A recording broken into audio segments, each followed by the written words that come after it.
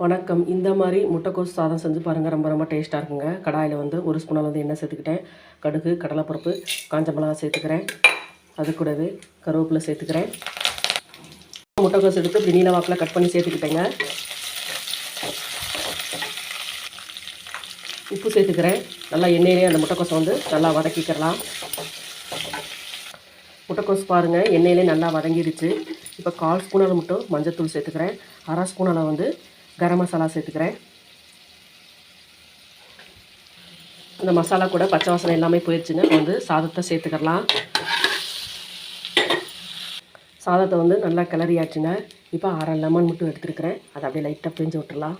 பிழிஞ்சு விட்டுட்டு நல்லா மிக்ஸ் பண்ணிவிட்டு ஸ்டவ் ஆஃப் பண்ணிக்கலாம்.